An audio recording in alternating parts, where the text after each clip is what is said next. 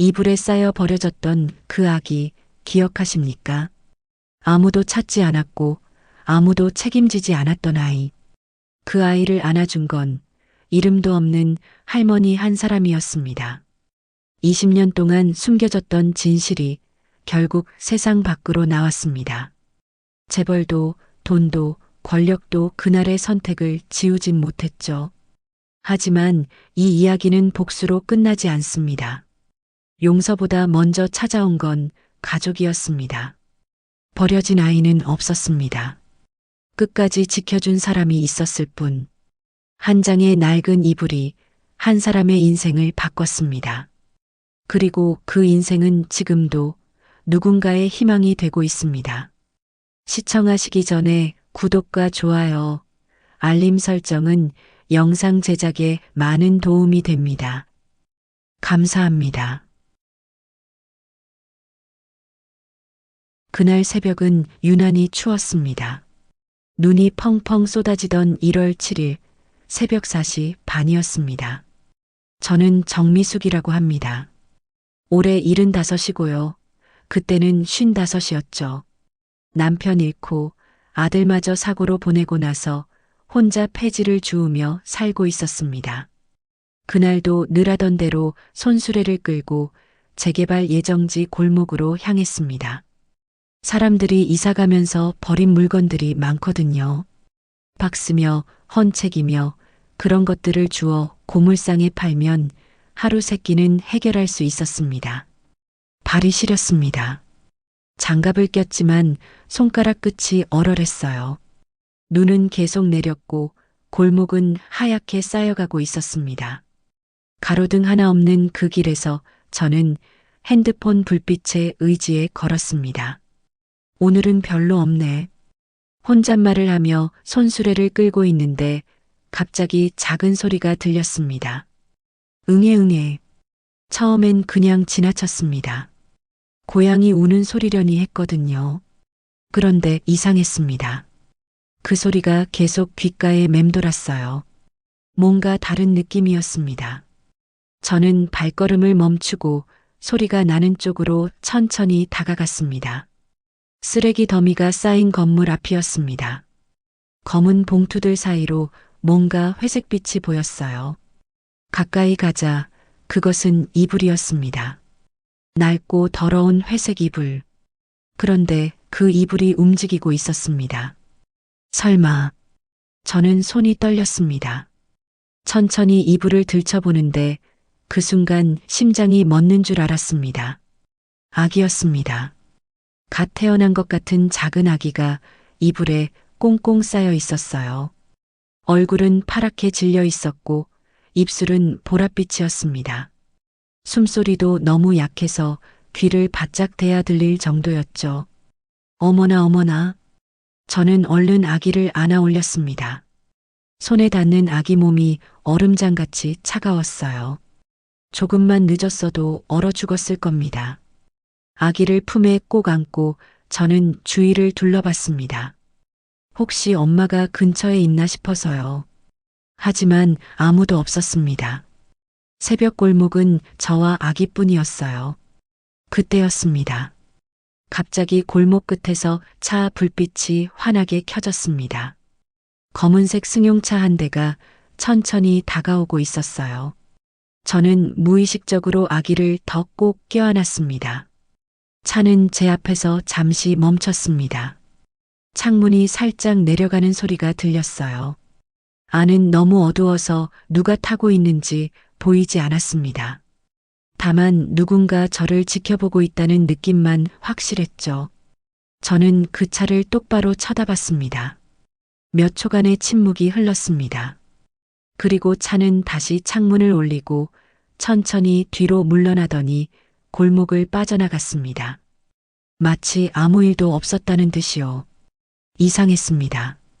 분명 이 추운 새벽에 갓난아기가 버려져 있는 걸 봤을 텐데 왜 그냥 가버린 걸까요?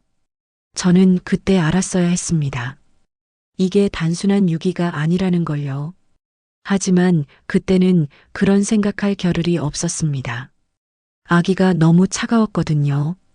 저는 제 외투를 벗어 아기를 한 번 더 감싸고 있는 힘껏 달렸습니다.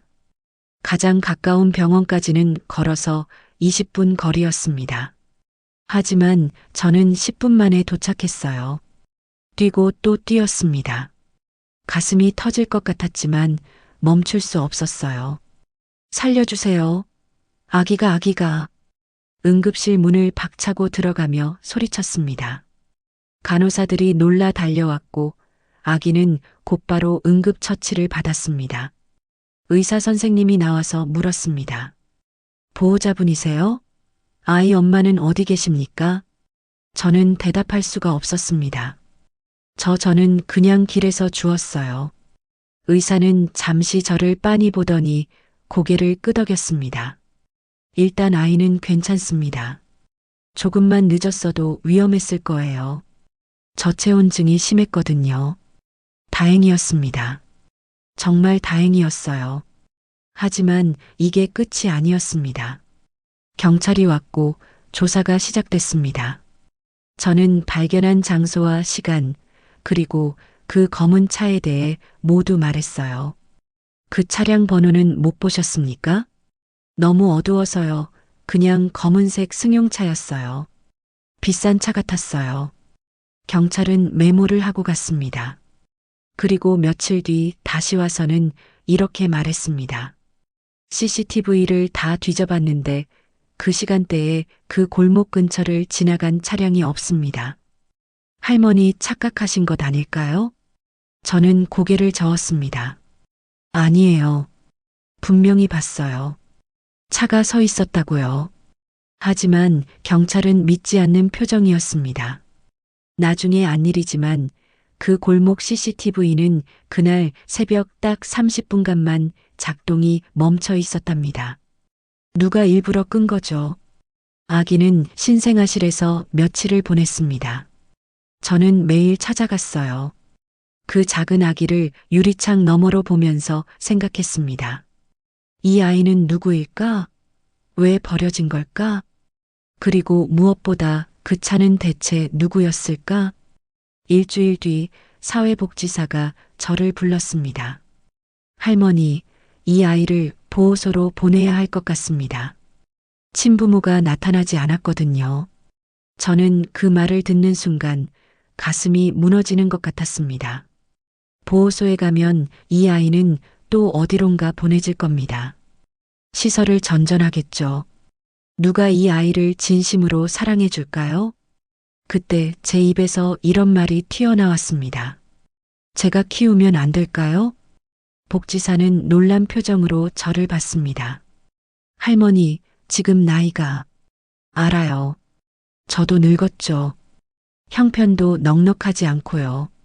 하지만 이 아이는 제가 살렸어요. 그냥 보낼 수가 없어요. 복지사는 한참을 고민하더니 말했습니다. 일단 임시 위탁 형태로 할 수 있을 것 같습니다. 하지만 정식 절차가 필요하고요. 저는 고개를 끄덕였습니다. 무슨 서류든 무슨 절차든 상관없었어요. 이 아이만 제 곁에 있을 수 있다면요. 그렇게 아기는 제 품으로 왔습니다. 저는 아이에게 이름을 지어줬습니다. 김도현. 제가 일찍 떠나보낸 아들의 이름이었어요. 25세 교통사고로 먼저 간 제 아들. 그 아이가 다시 제게 돌아온 것 같았습니다. 도연이는 무럭무럭 자랐습니다. 우유를 잘 먹었고 밤에도 잘 잤어요. 웃음도 많았습니다. 하지만 저는 알고 있었습니다. 이 아이에게는 비밀이 있다는 걸요. 그날 새벽 그 검은 차, CCTV가 꺼진 30분, 그리고 누군가 의도적으로 이 아이를 버렸다는 것. 언젠가는 그 진실이 밝혀질 거라고 생각했습니다. 하지만 그게 20년 뒤일 줄은 몰랐습니다. 그리고 그 진실이 이렇게 무섭고 이렇게 큰 이야기일 줄은 정말 몰랐습니다. 도연이가 제 품에 온 지 벌써 5년이 흘렀습니다. 아이는 다른 아이들과 달랐습니다. 유난히 조용했고 눈치가 빨랐어요. 제가 힘들어하면 금방 알아챘죠. 할머니, 아파요? 5살짜리가 할 말이 아니었습니다. 또래 아이들은 뛰어놀기 바쁜데 도연이는 늘 제 걱정을 먼저 했어요. 아니야, 할머니 안 아파. 도연이는 그냥 놀아. 하지만 아이는 제 옆에 딱 붙어 앉아서 종이에 그림을 그렸습니다. 집, 나무, 그리고 할머니와 자기. 늘 둘이었어요. 가끔 어린이집 선생님이 물었습니다. 도연이 엄마 아빠는 언제 한번 오시나요? 그럴 때마다 저는 이렇게 대답했습니다.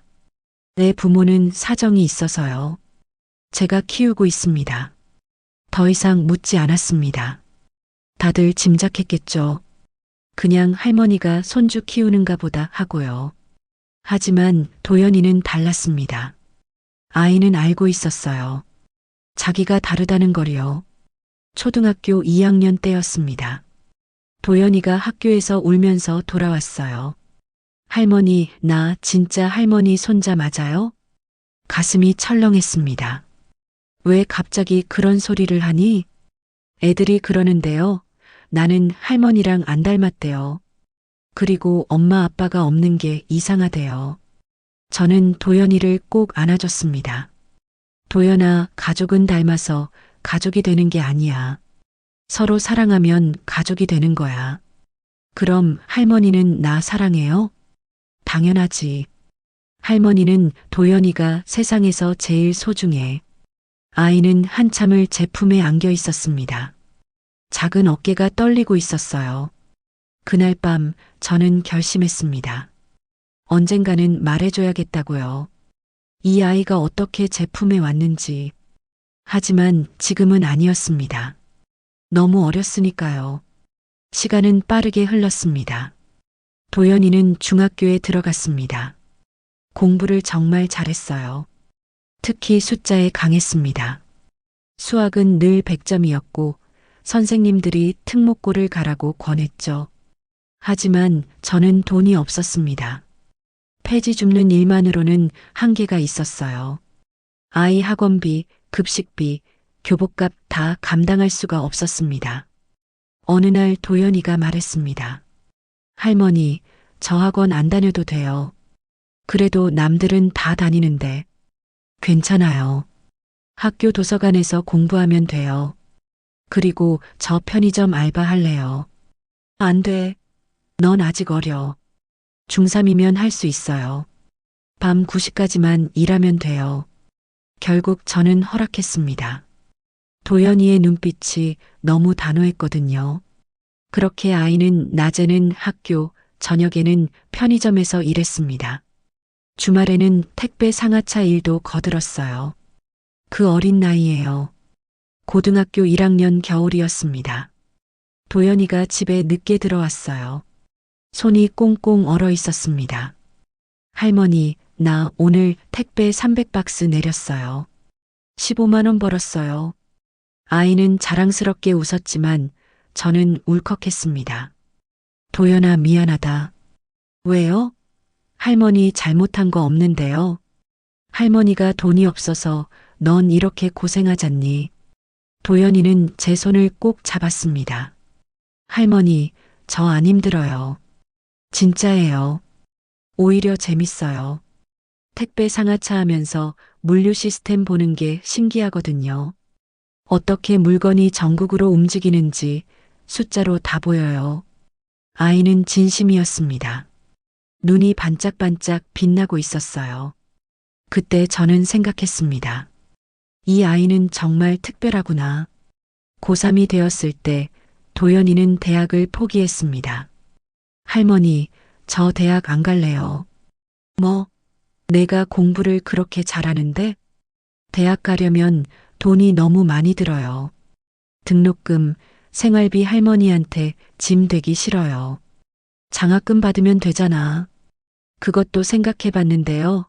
차라리 바로 취업해서 돈 벌고 싶어요. 할머니, 이제 편하게 쉬세요. 저는 아무 말도 할 수 없었습니다. 이 아이는 고등학생인데 이미 어른보다 더 어른 같았으니까요. 도연이는 물류회사에 취업했습니다. 고졸 신입이었지만 현장 경험이 있다는 게 큰 장점이었어요. 할머니, 저 정규직 됐어요. 월급 220만 원이에요. 20살 도연이는 첫 월급을 받던 날 제게 통장을 내밀었습니다. 이거 할머니 드릴게요. 비밀번호는 할머니 생신이에요. 아니야, 이건 내 돈이야. 제 돈 맞아요. 그래서 제가 제일 사랑하는 사람한테 주는 거예요. 저는 그날 밤 혼자 많이 울었습니다. 그런데 이상한 일이 생기기 시작한 건 도연이가 회사에 다닌 지 6개월쯤 지났을 때였습니다. 어느 날 도연이가 심각한 표정으로 집에 왔어요. 할머니, 회사에서 이상한 걸 발견했어요. 무슨 일인데? 데이터 분석하다가 봤는데요. 20년 전 기록이 이상해요. 특정 날짜만 통째로 삭제돼 있어요. 그게 뭐가 이상한데? 그 날짜가요. 도연이가 핸드폰을 보여줬습니다. 2005년 1월 7일. 제 심장이 쿵 내려앉았습니다. 그게 왜? 도연이는 몰랐습니다. 그날이 자기가 발견된 날이라는 걸요. 이 날짜에만 물류 기록이 없어요. 다른 날은 다 있는데 그것도 재개발 구역 근처 기록만 쏙 빠져 있어요. 누가 일부러 지운 것 같아요. 저는 입이 바짝바짝 말랐습니다. 도연아, 그냥 넘어가면 안 될까? 왜요? 이건 회사 데이터 문제인데요. 아니, 그냥 오래된 일이잖니. 도연이는 고개를 갸웃했습니다. 할머니, 왜 그러세요? 얼굴이 안 좋으신데요. 아니야. 할머니 괜찮아. 하지만 괜찮지 않았습니다. 저는 알고 있었습니다. 도연이가 진실에 가까워지고 있다는 걸요. 며칠 뒤 도연이가 또 물었습니다. 할머니, 제가 태어난 날이 언제예요? 왜 갑자기? 회사에서 신분증 다시 제출하래요. 그런데 주민등록증 보니까 생년월일이 2005년 1월 15일이더라고요. 근데 이게 정확한 날짜예요? 저는 숨이 막혔습니다. 그게 정확한 날짜는 모르고 병원에서 추정한 거야. 추정이요? 왜 추정이에요? 그냥 그때 상황이 복잡해서. 도연이는 저를 가만히 바라봤습니다. 그 눈빛이 무서울 정도로 날카로웠어요. 할머니, 응? 저 진짜 누구예요? 그 질문이 나올 줄 알았습니다. 20년 동안 피해왔던 질문이었죠. 저는 긴 한숨을 쉬었습니다. 도연아, 앉아라. 할머니가 다 말해줄게. 도연이는 천천히 앉았습니다. 손이 떨리고 있었어요. 저는 20년 전 그날 새벽 이야기를 시작했습니다. 눈 내리던 골목, 쓰레기 더미 옆 회색 이불, 파랗게 질린 아기, 그리고 그 검은 차. 도연이는 한마디도 하지 않고 들었습니다. 눈만 점점 커졌어요. 그래서 저는 할머니 손자가 아니라 버려진 아기였던 거예요? 버려진 게 아니야. 누군가 너를 없애려고 했던 거야. 왜요? 왜 저를요? 그건 할머니도 몰라. 하지만 분명한 건 그 차는 우연히 지나간 게 아니었어. 누군가 확인하러 온 거였어. 도연이의 얼굴이 창백해졌습니다. 그럼 그 물류 기록이 삭제된 것도 아마 관련이 있을 거야. 도연이는 주먹을 꽉 쥐었습니다. 알아내야 해요. 제가 누군지, 왜 버려졌는지. 도연아, 위험할 수도 있어. 20년 전 일을 감추려고 기록까지 지운 사람들이면. 그래도 알아야 해요. 도연이의 목소리는 단호했습니다. 저는 그때 알았습니다. 이제 멈출 수 없다는 걸요. 도연이는 이미 진실을 향해 걷기 시작했습니다. 그리고 그 길 끝에 무엇이 기다리고 있을지 저는 두려웠습니다. 다음 날부터 도연이는 달라졌습니다. 퇴근하고 오면 노트북을 켜서 밤새 뭔가를 조사했어요. 20년 전 신문 기사, 재개발 관련 자료, 물류회사 연역. 도연아, 너무 무리하지 마라. 몸 상한다. 괜찮아요. 뭔가 연결되는 게 있을 것 같아요. 그리고 일주일 뒤 도연이가 소리쳤습니다. 찾았어요. 뭘 찾았는데? 그날 새벽 그 골목 근처에 대기업 물류 차량이 있었어요. 근데 공식 기록에는 없어요. 누군가 기록을 지웠는데 완벽하게 지우지 못한 거예요. 백업 서버에 일부가 남아 있었어요. 도연이는 흥분해서 말을 이었습니다. 그리고 그 차량은요, 지금 제가 다니는 회사 모기업 소속이에요. 20년 전에도 지금도 똑같은 회사예요. 저는 온몸에 소름이 돋았습니다. 그럼 이건, 네, 우연이 아니에요. 저는 우연히 이 회사에 취직한 게 아니에요. 뭔가 연결돼 있어요. 도연이의 눈빛이 타올랐습니다. 할머니, 이제 본격적으로 파헤쳐야 해요. 저를 버린 사람들이 누구인지, 왜 저를 없애려 했는지. 저는 도연이의 손을 꼭 잡았습니다. 조심해라. 제발 조심해. 걱정 마세요. 저 잘할 수 있어요. 하지만 저는 알고 있었습니다. 이 싸움이 얼마나 위험할지, 그리고 도연이가 알게 될 진실이 얼마나 잔인할지. 챕터 3. 숨겨진 파일, 드러나는 그림자. 도연이가 본격적으로 조사를 시작한 지 한 달이 지났습니다. 아이는 매일 밤늦게까지 자료를 뒤졌어요. 회사 데이터베이스, 옛날 신문 기사, 재개발 관련 문서들, 눈이 충혈될 정도로 파고들었습니다. 도연아, 밥이라도 먹어라. 네, 조금만요. 이것만 확인하고요. 하지만 아이는 밥도 제대로 안 먹었습니다. 잠도 하루에 서너 시간밖에 안 잤어요. 저는 걱정이 태산 같았지만 말릴 수가 없었습니다. 도연이 눈빛을 보면 알 수 있었거든요. 이건 단순한 호기심이 아니라 자기 정체성을 찾는 싸움이라는 거요. 어느 날 밤이었습니다. 도연이가 갑자기 벌떡 일어나더니 소리쳤어요. 할머니, 이것 좀 보세요. 노트북 화면에는 오래된 문서가 떠 있었습니다. 이게 뭔데? 2004년 재개발 사업 관련 문서예요. 그때 그 골목 일대가 재개발 예정지였거든요. 근데 이 사업 주체가 누군지 아세요? 도연이가 화면을 확대했습니다. 태산그룹 계열사, 태산건설. 태산그룹이요? 그게 뭔데? 대한민국 10대 재벌이에요. 그리고 제가 지금 다니는 물류회사도 태산그룹 계열사예요. 저는 입이 떡 벌어졌습니다. 그럼 혹시, 네, 우연이 아니에요. 모든 게 연결돼 있어요. 도연이는 손을 떨면서 말을 이었습니다. 그리고 더 이상한 게 있어요. 그 재개발 사업이 2005년 1월에 갑자기 중단됐어요. 이유는 주민 반발 때문이라고 나와 있는데 실제로는 주민들이 찬성했다는 기사가 있어요. 그럼 왜 중단된 거야? 그걸 알아내야 해요.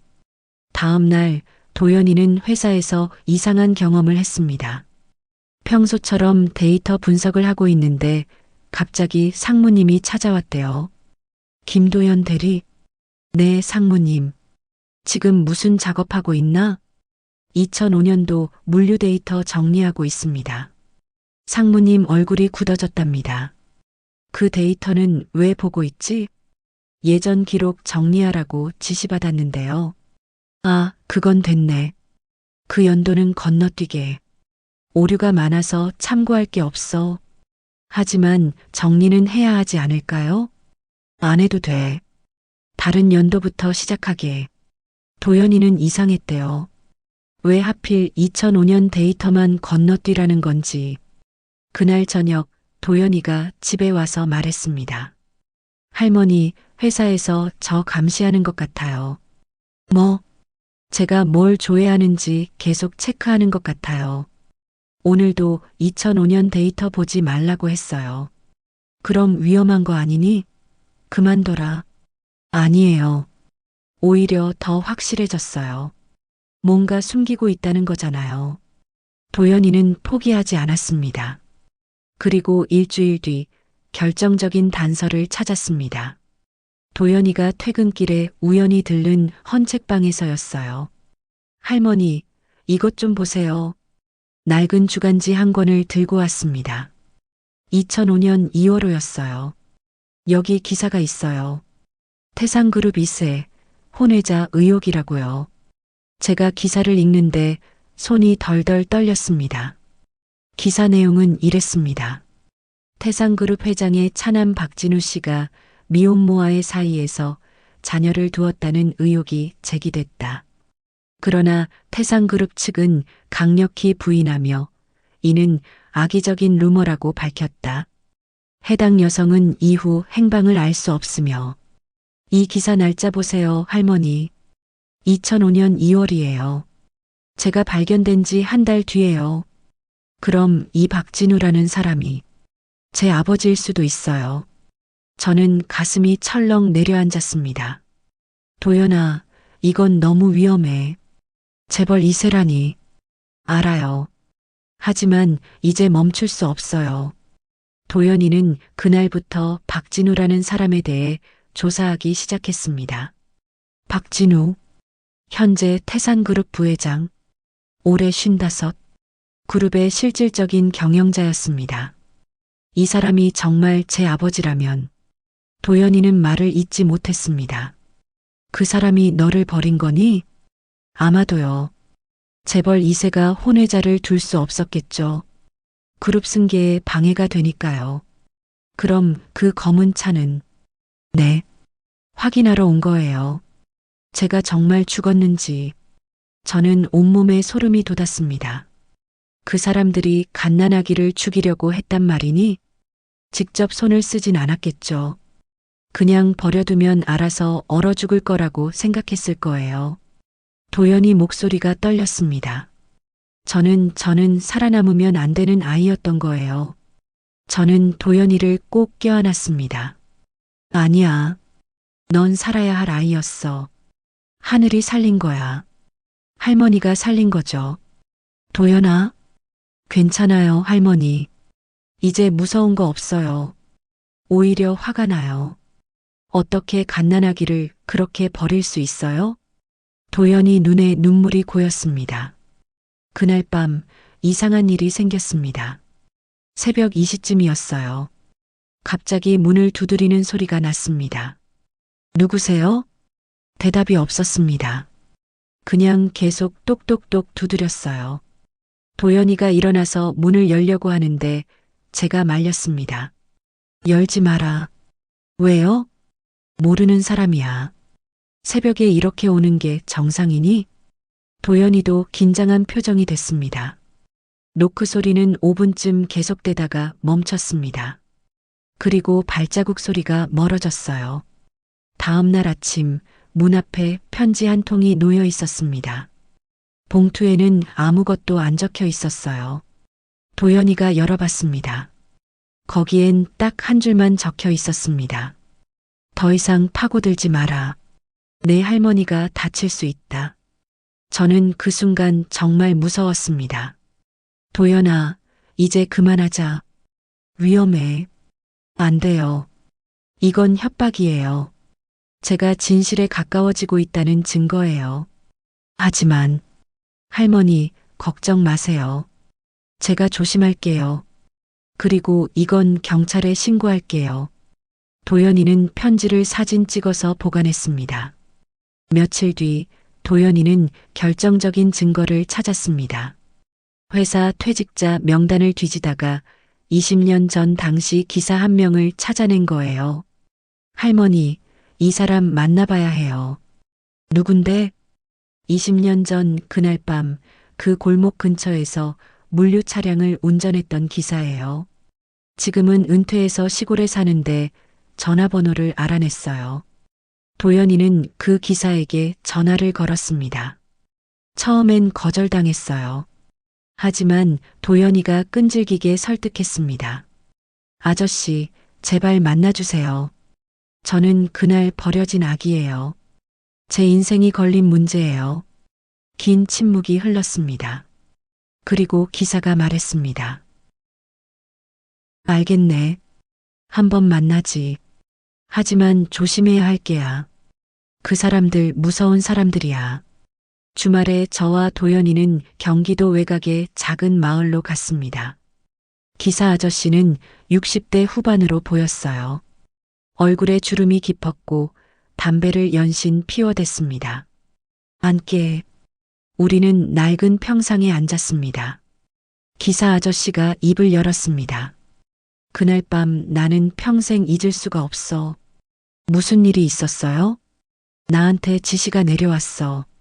새벽 3시에 재개발 구역에 가서 물건을 처리하라고. 물건이요? 그래. 물건이라고만 했어.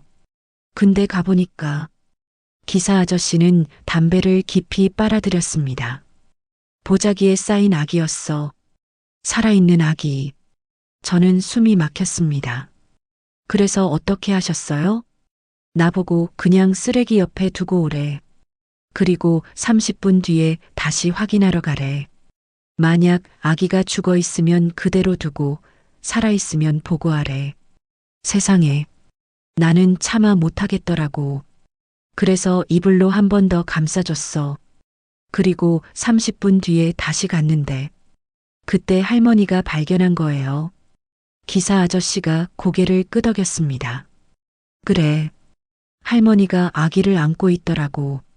나는 그냥 보고하지 않았어. 아기가 없어졌다고 거짓말했지. 왜요? 차마 못하겠더라고. 그래서 나는 며칠 뒤에 사표 냈어. 더 이상 그 회사에서 일할 수가 없었어. 도연이가 물었습니다. 누가 지시한 거예요? 직접적으로는 모르지. 하지만 그 지시는 위에서 내려온 거야. 아주 위에서. 박진우요? 기사 아저씨가 깜짝 놀랐습니다. 그 이름을 어떻게 아나? 제 아버지니까요. 기사 아저씨는 한참을 도연이를 바라봤습니다. 그래, 자네가 그 아기였구나. 살아남았구나. 네. 할머니 덕분에요. 기사 아저씨가 저를 봤습니다. 할머니 고마웠네. 그 아이를 살려줘서. 저는 눈물이 났습니다. 아니에요. 당연한 일을 했을 뿐이에요. 집으로 돌아오는 길, 도연이는 창밖만 바라봤습니다. 도연아, 괜찮니? 할머니, 저는 정말 살아남으면 안 되는 아이였네요. 그런 소리 하지 마라. 아버지라는 사람이 저를 죽이려고 했어요. 그것도 갓난아기를. 도연이 목소리가 떨렸습니다. 이제 어떻게 해야 해요? 증거는 찾았는데 상대는 재벌이에요. 저 같은 사람이 어떻게 이겨요? 저는 도연이 손을 꼭 잡았습니다. 도연아, 진실은 언젠가 밝혀지는 법이야. 내가 살아있다는 것 자체가 기적이야. 그 기적을 믿어. 도연이가 저를 봤습니다. 눈에 눈물이 가득했어요. 할머니 무서워요. 할머니가 있잖아. 할머니가 끝까지 함께 할게. 우리는 그렇게 한참을 손을 잡고 있었습니다. 그리고 저는 결심했습니다. 이제는 제대로 싸워야 한다고요. 아무리 상대가 재벌이어도 진실은 숨길 수 없다고요. 기사 아저씨를 만나고 온 뒤 도연이는 며칠 동안 말이 없었습니다. 밥도 잘 안 먹고 그냥 방에 틀어박혀 있었어요. 저는 문틈으로 지켜봤습니다. 아이는 노트북 화면만 뚫어지게 바라보고 있었어요. 도연아, 밥 먹어라. 네, 나중에요. 하지만 밥은 그대로 식었습니다. 사흘째 되던 날 도연이가 방에서 나왔습니다. 눈이 충혈돼 있었지만 표정은 단호했어요. 할머니, 결정했어요. 뭘? 공개할 거예요. 모든 걸 다. 저는 가슴이 철렁했습니다. 도연아, 그건 너무 위험해. 이미 위험해요, 할머니.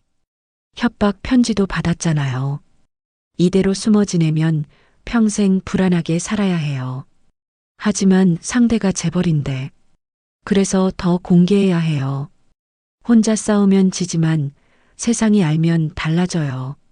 도연이는 이미 계획을 다 세워놨더군요. 기자를 만날 거예요. 탐사보도 전문 기자요. 그리고 증거를 다 보여줄 거예요. 무슨 증거? 물류기록 삭제 파일, 재개발 사업 중단 문서, 기사 아저씨 증언 녹음, 그리고 도연이가 봉투 하나를 꺼냈습니다. DNA 검사 신청서요. DNA? 네. 박진우와 제 DNA를 비교하면 친자 관계가 나와요. 그게 결정적 증거가 될 거예요. 저는 할 말을 잃었습니다. 이 아이가 이렇게까지 준비했다니요. 일주일 뒤 도연이는 한 기자를 만났습니다. 탐사보도 전문 기자 이연수. 40대 중반의 날카로운 인상을 가진 사람이었어요. 커피숍에서 만났는데 도연이가 저도 데려갔습니다. 할머니도 증인이니까 함께 가야 해요. 이연수 기자는 우리를 보자마자 녹음기를 켰습니다. 처음부터 천천히 말씀해 주세요. 도연이는 20년 전 그날 밤부터 지금까지의 모든 것을 설명했습니다. 저도 제가 겪은 일을 증언했어요. 기자는 1시간 넘게 듣고 나서 말했습니다. 이건 엄청난 특종이네요. 보도해 주실 수 있어요? 물론입니다. 하지만 상대가 태상그룹이에요. 법적 대응이 있을 겁니다. 준비되셨습니까? 네. 각오했어요. 그리고 DNA 검사는 박진우 씨 동의 없이는 어렵습니다. 알아요. 그래서 공개 신청할 거예요. 언론에 나가서요. 기자가 빙그레 웃었습니다. 용기 있으시네요. 좋습니다. 제가 도와드리겠습니다. 2주 뒤 첫 기사가 나갔습니다. 재벌 2세, 20년 전 갓난아기 유기 의혹. 기사에는 모든 증거가 실렸어요. 삭제된 물류 기록, 기사 아저씨 증언, 재개발 사업 중단 문서, 그리고 도연이의 인터뷰도 실렸습니다. 저는 2005년 1월 7일 새벽 재개발 구역 쓰레기 더미에서 발견됐습니다. 할머니가 아니었다면 죽었을 겁니다. 저는 살아남으면 안 되는 아이였습니다. 기사가 나가자마자 난리가 났습니다. 포털 사이트 실시간 검색어 1위. 댓글이 수천 개씩 달렸어요. 세상에 이런 일이. 재벌들은 정말 사람도 아니구나. DNA 검사 꼭 해야 한다. 할머니 정말 대단하시다. 하지만 악플도 많았습니다. 증거도 없이 무슨 소리야. 돈 노리고 꾸민 거 아냐? 재벌 걸고 넘어지려는 거지. 도연이는 악플을 보면서도 흔들리지 않았습니다. 예상했어요. 괜찮아요. 그런데 사흘 뒤 태상그룹에서 공식 입장을 냈습니다. 전혀 사실무근입니다. 악의적인 명예훼손으로 법적 대응하겠습니다. 그리고 바로 도연이를 명예훼손으로 고소했어요. 할머니, 고소장 왔어요. 도연이는 침착했지만 저는 떨렸습니다. 도연아, 이거 어떻게 해? 괜찮아요. 오히려 좋아요. 뭐가 좋아? 재판하면 증거를 공개적으로 제출할 수 있어요. 그럼 더 많은 사람이 진실을 알게 돼요. 도연이는 이미 변호사도 구했더군요. 공익 변호사 김민지. 30대 초반의 젊은 여성 변호사였어요. 이 사건 제가 무료로 맡겠습니다. 이건 단순한 명예훼손이 아니라 인권 문제니까요. 김민지 변호사는 똘똘해 보였습니다. 우리한테 유리한 게 뭔지 아세요? 상대가 먼저 고소했다는 거예요. 이제 법정에서 정식으로 증거를 제출할 수 있어요. 그런데 이상한 일이 또 생겼습니다. 기사 아저씨한테 전화가 왔어요. 도연아, 큰일 났네. 왜요? 무슨 일이에요? 누가 찾아왔어. 정장 입은 사람들이 날 회유하려고 했어. 뭐라고 했는데요? 입 다물면 5억을 주겠대. 근데 증언하면 명예훼손 공범으로 고소하겠대. 도연이 얼굴이 굳었습니다. 아저씨, 어떻게 하실 거예요? 전화기 너머로 한숨소리가 들렸습니다. 나도 무서워. 솔직히. 하지만 그날 그 아기 얼굴을 잊을 수가 없어. 파랗게 질려서 떨고 있던 그 모습을. 아저씨, 증언할게. 법정에 서서 내가 본 걸 다 말할게. 도연이 눈에 눈물이 맺혔습니다. 감사합니다, 아저씨. 고맙긴. 내가 할 일을 하는 거지. 한 달 뒤 첫 재판이 열렸습니다. 법정은 기자들로 가득 찼어요. 카메라 플래시가 터졌고 마이크가 쏟아졌습니다. 도연이는 당당하게 증언대에 섰습니다. 저는 2005년 1월 7일 재개발 구역에서 발견된 김도연입니다. 태상그룹 측 변호사가 물었습니다. 증거가 있습니까? 당신이 박진우 부회장의 아들이라는 증거가요. DNA 검사를 요청합니다. 부회장님은 동의하지 않으셨습니다. 법원 명령으로 가능합니다. 재판장이 끼어들었습니다. 원고 측에서 DNA 검사를 거부할 법적 근거가 있습니까? 태상그룹 변호사는 말문이 막혔습니다. 그건 개인 사생활 침해입니다. 하지만 이 사건의 핵심 쟁점 아닙니까? DNA 검사 없이 어떻게 판단합니까? 결국 재판장이 결정했습니다. DNA 검사를 명령합니다. 법정이 술렁거렸습니다. 도연이는 잠시 저를 봤어요. 저는 고개를 끄덕여줬습니다. 2주 뒤 DNA 검사 결과가 나왔습니다. 법정에 긴장감이 흘렀어요. 재판장이 봉투를 열었습니다. 검사 결과 박진우 씨와 김도연 씨는 99.9% 친자 관계로 확인됩니다. 법정이 발칵 뒤집혔습니다. 기자들이 일제히 카메라를 켰고 방청객들이 웅성거렸어요. 태상그룹 변호사는 얼굴이 하얗게 질렸습니다. 도연이는 가만히 앉아 있었어요. 표정 하나 변하지 않았습니다. 재판장이 말했습니다. 이것으로 김도연 씨가 박진우 씨의 친자임이 확인됐습니다. 다음 재판에서는 유기경위에 대해 심리하겠습니다. 법정을 나오는데 기자들이 우르르 몰려왔습니다. 도연 씨, 지금 기분이 어떠세요? 박진우 부회장을 만나고 싶으세요? 앞으로 어떻게 하실 건가요? 도연이는 잠시 멈춰 섰습니다. 그리고 카메라를 똑바로 보며 말했습니다. 저는 버려진 아이가 아닙니다. 버려졌다고 믿고 싶었던 사람들이 있었을 뿐입니다. 그 말이 다음날 모든 신문 일면을 장식했습니다. 집으로 돌아오는 길 도연이가 말했습니다. 할머니, 이제 끝났어요. 아직 재판 남았잖아. 아니요. 진짜 중요한 건 끝났어요. 제가 누구인지 알았으니까요. 넌 정말 대단하구나. 아니에요. 할머니가 대단한 거예요. 20년 전 그날 저를 안아주지 않으셨다면 저는 지금 없었을 거예요. 저는 도연이 손을 꼭 잡았습니다. 도연아, 이제부터가 진짜 시작이야. 재판은 계속될 거고 힘든 일도 많을 거야. 알아요. 하지만 괜찮아요. 할머니가 있잖아요. 그래. 할머니가 끝까지 함께 할게. 우리는 손을 잡고 집으로 걸어갔습니다. 하늘에는 눈이 내리기 시작했어요. 20년 전 그날처럼요. 하지만 이번에는 달랐습니다. 도연이는 더 이상 혼자가 아니었어요. 세상이 진실을 알았고 많은 사람들이 응원하고 있었습니다. 그날 밤 뉴스에서 속보가 나왔습니다. 태상그룹 박진우 부회장 긴급 기자회견. 도연이와 저는 TV 앞에 앉았습니다. 화면에 박진우가 나타났어요. 초췌한 얼굴이었습니다. 저는 20년 전 잘못을 인정합니다. 법정은 또 한 번 뒤집혔습니다. 제가 제 아들을 버렸습니다. 그룹 승계를 위해서라는 명분으로 갓난아기를 버렸습니다. 박진우의 목소리가 떨렸습니다.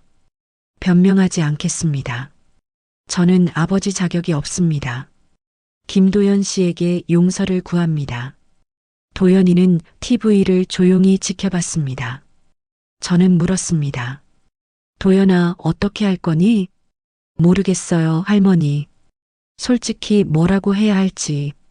용서할 거니? 도연이는 한참을 침묵했습니다. 그리고 말했습니다. 용서는 아직 모르겠어요. 하지만 한 가지는 확실해요. 뭔데? 제 아버지는 박진우가 아니에요. 제 진짜 아버지는 없어요. 하지만 저를 끝까지 지켜준 할머니는 있어요. 저는 눈물이 났습니다. 도연아, 할머니가 제 전부예요. 그거면 충분해요. 우리는 그렇게 한참을 안고 있었습니다. 밖에는 여전히 눈이 내리고 있었어요. 하지만 이제는 차갑지 않았습니다. 따뜻했습니다. 박진우의 사과 기자회견 이후 세상이 뒤집혔습니다. 매일같이 기자들이 찾아왔고 인터뷰 요청이 쏟아졌어요. 도연이 이야기는 드라마보다 더 드라마 같다며 방송국에서도 연락이 왔습니다. 하지만 도연이는 대부분 거절했어요. 할머니, 저는 유명해지고 싶은 게 아니에요. 그냥 진실을 밝히고 싶었을 뿐이에요. 그래도 좀 나가봐라. 내 이야기가 다른 사람들한테 힘이 될 수도 있잖아. 그렇긴 한데 피곤해요. 사람들이 저를 버려진 아이로만 보는 것 같아요. 도연이 말이 맞았습니다. 사람들은 도연이를 불쌍하게 봤어요. 동정의 눈빛으로 바라봤죠. 하지만 도연이는 불쌍한 아이가 아니었습니다. 스스로 진실을 밝혀낸 용감한 청년이었어요. 재판은 계속됐습니다. 박진우는 자백했지만 법적 책임은 남아 있었어요. 유기죄, 살인 미수 혐의까지 검토됐습니다. 5번째 공판 날이었습니다. 이번에는 특별한 증인이 나왔어요. 도연이 친어머니를 알고 있다는 여자였습니다. 50대로 보이는 여자가 증언대에 섰습니다. 저는 20년 전 박진우 씨의 집에서 가정부로 일했습니다. 법정이 조용해졌어요. 그때 젊은 여자 한 명이 그 집에 있었어요. 임신한 상태였는데 박진우 씨가 숨겨놨던 거예요. 그 여자 이름이 뭡니까? 이수진이라고 했어요. 23이었던 걸로 기억해요. 도연이가 몸을 앞으로 기울였습니다. 저도 긴장했어요. 처음 듣는 이름이었거든요. 출산은 어디서 했습니까? 집에서 했어요. 병원에 가면 기록이 남으니까 집에서 조산사를 불러서 낳았어요. 그 후에는요? 여자가 잠시 망설이다 말했습니다. 아기가 태어나자마자 박진우 씨가 데려갔어요. 그리고 이수진 씨한테 돈을 줬어요. 5억이었던 걸로 기억해요. 아기 엄마는 뭐라고 했습니까? 처음엔 울면서 반대했어요. 하지만 박진우 씨가 협박했어요. 아기를 키우면 둘 다 죽이겠다고요. 법정이 술렁거렸습니다. 재판장이 물었습니다. 그 여성은 지금 어디 있습니까? 모릅니다. 그 후로 소식이 끊겼어요. 아마 외국으로 보냈을 거예요. 재판이 끝나고 도연이는 멍하니 앉아 있었습니다. 도연아, 괜찮니? 할머니, 제 엄마는 절 지키려고 했대요. 그랬구나. 근데 못 지켰어요. 협박당해서 돈 받고 떠났어요. 도연이 목소리가 떨렸습니다. 엄마도 피해자였던 거예요. 저는 도연이 등을 쓰다듬어 줬습니다. 그래. 내 엄마도 힘들었을 거야. 23 어린 나이에 얼마나 무서웠겠니? 엄마를 찾고 싶어요. 찾을 수 있을까? 모르겠어요. 하지만 언젠가는 꼭 만나고 싶어요. 2주 뒤 판결이 나왔습니다. 재판장이 판결문을 읽었습니다. 피고인 박진우는 친자를 유기한 죄로 징역 2년, 집행유예 3년을 선고한다. 생각보다 가벼운 처벌이었습니다. 도연이는 표정이 없었어요. 화도 안 나는 것 같았습니다. 재판장이 말을 이었습니다. 다만 피고인은 피해자에게 정신적 피해에 대한 위자료 10억 원을 지급하고 향후 태상그룹 경영에서 물러날 것을 권고한다. 박진우는 고개를 숙였습니다. 법정을 나오는 길 박진우가 도연이를 불렀습니다. 도연아. 도연이는 걸음을 멈췄어요. 할 말 있으세요? 미안하다. 정말 미안하다. 박진우 눈에 눈물이 고였습니다. 나는 아버지 자격이 없어. 하지만 한 가지만 알아줘. 내가 태어났을 때 단 한 번이라도 안아보고 싶었어.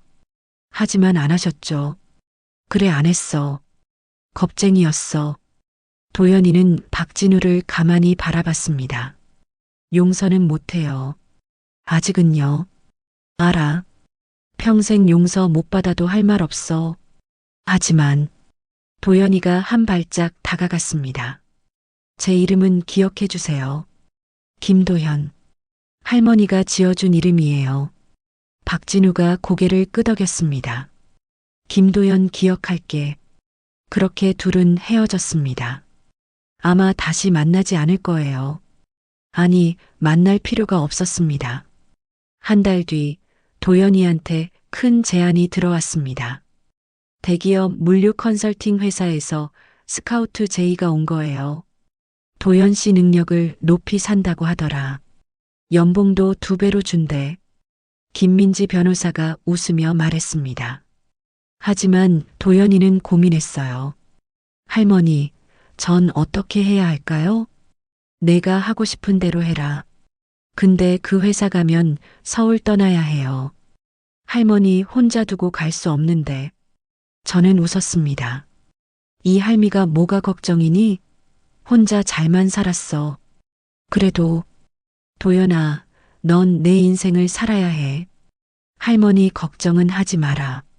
결국 도연이는 그 회사에 가기로 했습니다. 하지만 조건이 하나 있었어요.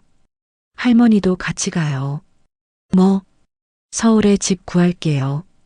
넓은 집으로요. 할머니랑 같이 살 거예요. 아니야, 할머니는 여기가 편해. 안 돼요. 이제 할머니 폐지 주우시면 안 돼요. 제가 다 책임질게요. 도연이 눈빛이 단호했습니다. 저는 결국 졌습니다. 알았어, 알았어. 할머니도 따라갈게. 3개월 뒤 우리는 서울로 이사했습니다. 새 아파트는 방 3개짜리였어요. 도연이 방, 제 방, 그리고 서재까지 있었습니다. 할머니, 이 방은 할머니 방이에요. 햇빛도 잘 들어와요. 아이고, 이렇게 넓은 방을 할머니 혼자 쓰니? 당연하죠. 할머니는 VIP니까요. 도연이는 회사 일도 열심히 했어요. 출근할 때마다 저한테 인사했습니다. 할머니, 다녀올게요. 그래, 조심히 다녀와라. 저녁에 돌아오면 함께 밥을 먹었어요. 도연이가 직접 요리할 때도 있었습니다. 할머니, 오늘 제가 김치찌개 끓였어요. 맛있을 거예요. 그래, 할머니가 맛봐야겠네. 우리는 그렇게 평범한 일상을 살았습니다. 20년 전엔 상상도 못했던 삶이었어요. 어느 토요일 오후였습니다. 도연이가 이불 하나를 꺼내왔어요. 낡은 회색 이불이었습니다. 할머니, 이거. 어머, 그거 아직 있었니? 네. 할머니가 버리지 말라고 했잖아요. 맞았습니다. 저는 그 이불을 20년 동안 간직하고 있었어요. 도연이를 발견했던 그 이불이었습니다. 이 이불이 날 살렸어요, 할머니. 그랬지. 도연이가 이불을 펼쳤습니다. 낡고 해진 이불이었지만 따뜻했습니다. 할머니, 이거 액자로 만들면 어때요? 이불을 액자로? 네. 한 부분만 잘라서 액자에 넣는 거예요. 그럼 평생 기억할 수 있잖아요. 저는 고개를 끄덕였습니다. 그래, 그것도 좋겠다. 2주 뒤 이불 액자가 완성됐습니다. 거실 벽에 걸었어요. 회색 천 조각이었지만 우리에겐 특별한 의미였습니다. 도연이가 액자를 보며 말했습니다. 할머니, 이 이불이 제 인생의 시작이에요. 그랬지. 그리고 할머니가 저를 살렸어요. 아니야. 너는 스스로 살아남은 거야. 할머니는 그냥 손 좀 빌려준 거고, 도연이가 저를 안았습니다. 아니에요. 할머니가 없었으면 저는 없었어요. 저도 도연이를 꼭 안아줬습니다. 도연아, 할머니가 더 고마워. 할머니한테 살아갈 이유를 줘서 우리는 한참을 그렇게 안고 있었습니다. 그날 밤 뉴스에서 속보가 나왔습니다. 태상그룹 박진우 전 부회장, 전 재산사회 환원 미혼모 지원 재단 설립. 도연이와 저는 TV를 봤어요.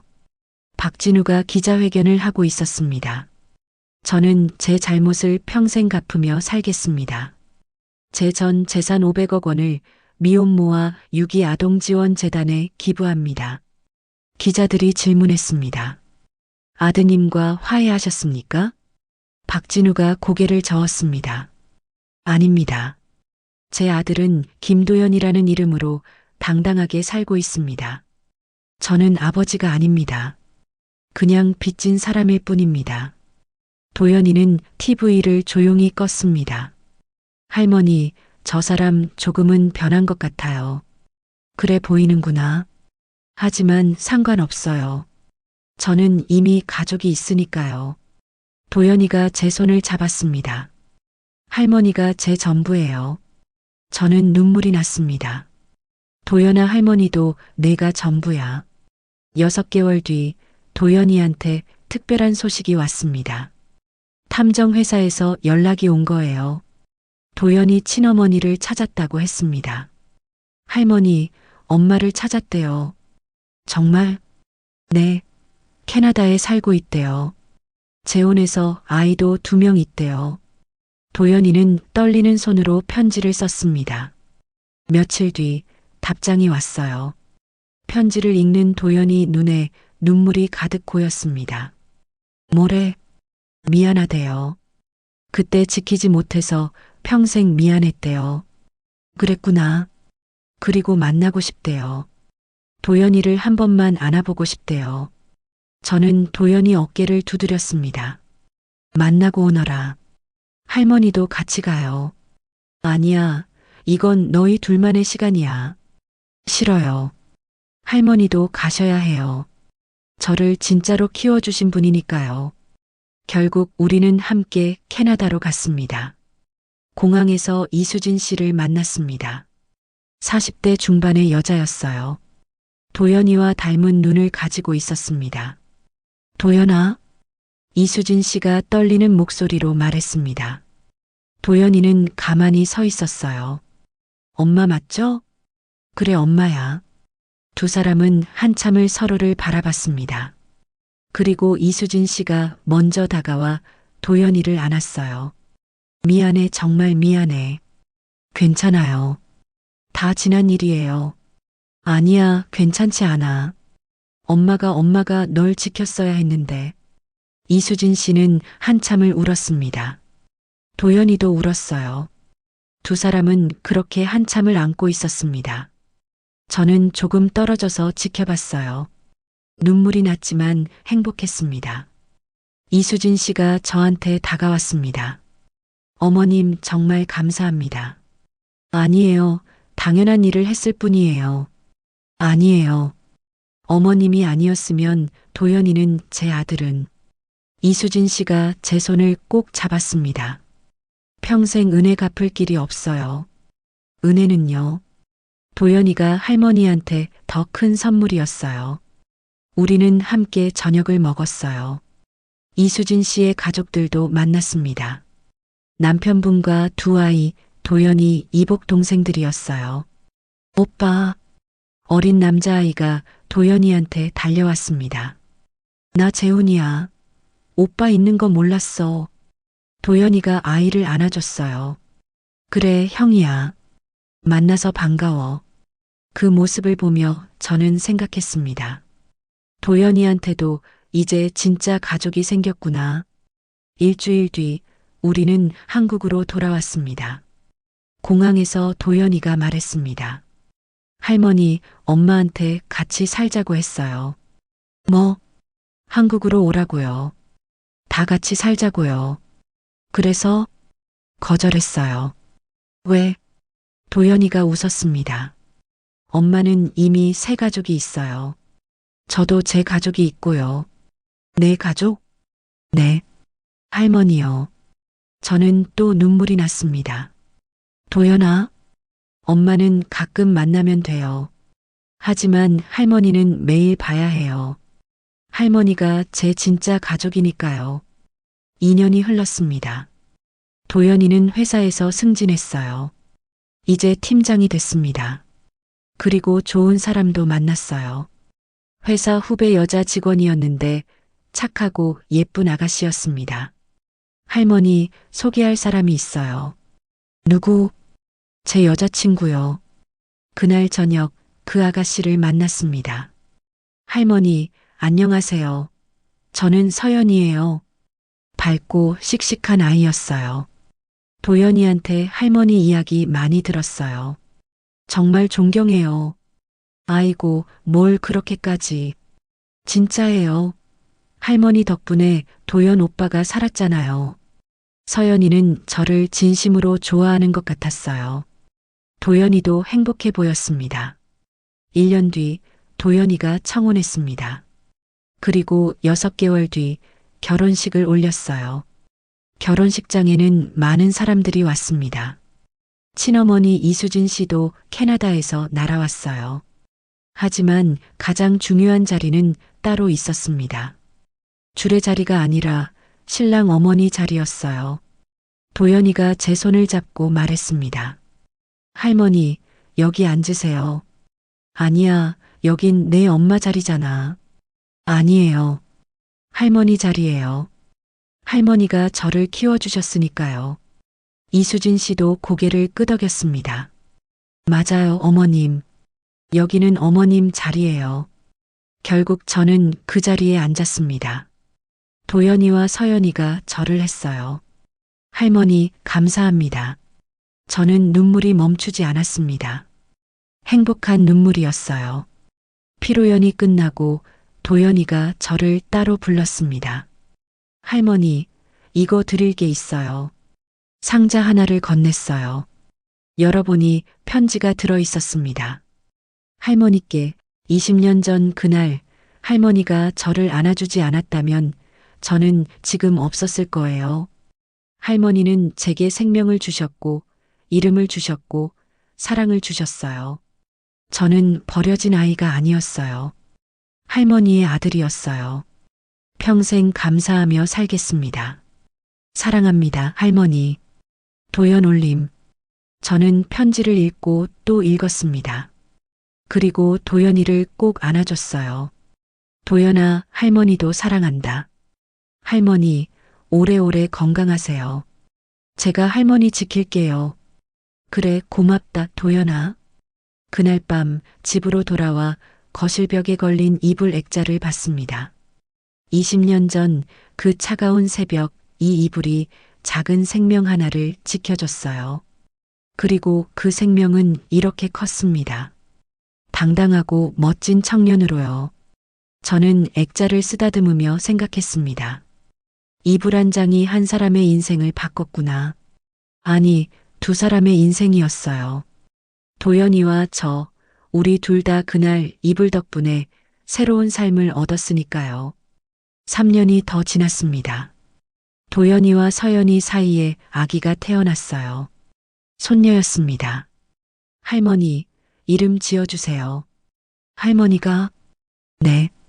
할머니가 저한테 이름 지어주셨잖아요. 이번에도 할머니가 지어주세요. 저는 한참을 생각했습니다. 그리고 말했어요. 희망이는 어떠니? 김희망. 희망이요? 그래. 너는 할머니한테 희망이었어.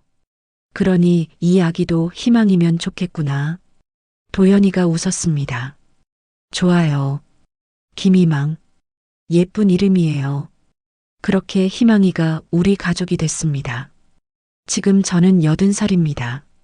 도연이는 이제 35이 됐고 희망이는 5살이에요. 우리는 여전히 함께 살고 있습니다. 매일 저녁 함께 밥을 먹고 주말에는 공원에 갑니다. 희망이가 저한테 물어요. 증조할머니, 아빠는 어떻게 태어났어요? 응, 그건 도연이가 웃으며 말합니다. 희망아, 아빠는 기적으로 태어났단다. 기적이 뭐예요? 아주 특별하고 귀한 일이야. 증조할머니가 아빠를 구해주셨거든. 와, 증조할머니 진짜 대단하다. 희망이가 제게 달려와 안깁니다. 저는 이 작은 아이를 안으며 생각합니다. 20년 전 그날 내가 그 골목을 지나가지 않았더라면 어땠을까? 도연이가 없었다면 희망이도 없었겠지? 인생은 정말 신기합니다. 작은 선택 하나가 이렇게 큰 변화를 만들어내니까요. 어느 겨울날 저녁이었습니다. 밖에 눈이 내리고 있었어요. 도연이가 창문을 보며 말했습니다. 할머니, 20년 전 그날도 이렇게 눈이 왔죠? 그랬지. 엄청 많이 왔어. 제가 할머니를 만난 날이에요. 아니야. 할머니가 너를 만난 날이지. 도연이가 웃었습니다. 맞아요. 서로를 만난 날이에요. 희망이가 끼어들었어요. 아빠, 나도 증조할머니 만난 날이 있어요? 물론이지. 희망이가 태어난 날 증조할머니가 제일 먼저 안아주셨어. 와, 나도 증조할머니가 구해준 거예요? 도연이가 희망이를 안아 올렸습니다. 그래, 우리 모두 할머니 덕분이야. 저는 이 두 사람을 보며 웃었습니다. 행복했습니다. 진짜 행복했어요. 그날 밤 잠들기 전에 저는 오래된 이불 액자를 다시 봤습니다. 낡고 해진 회색 천조각이었지만 이건 우리 가족의 시작이었어요. 버려진 이불이 아니었습니다. 생명을 지켜준 이불이었어요. 저는 액자에 손을 대고 속삭였습니다. 고마워. 도연이를 지켜줘서. 그리고 눈을 감았습니다. 10년 뒤 김도연은 대한민국 최고의 물류 전문가가 됐습니다. 그는 자신의 경험을 바탕으로 유기 아동 지원 사업도 시작했어요. 희망이불 재단이라는 이름으로요. 재단은 버려진 아이들을 돕고 미혼모들을 지원했습니다. 그리고 매년 1월 7일 도연이가 발견된 그날을 희망의 날로 정했어요. 정미숙 할머니는 90살까지 건강. 오늘의 사연, 여러분은 어떻게 생각하시나요? 댓글로 여러분의 다양한 의견과 느낌을 들려주세요. 구독과 좋아요, 알림 설정은 영상 제작에 많은 도움이 됩니다. 감사합니다.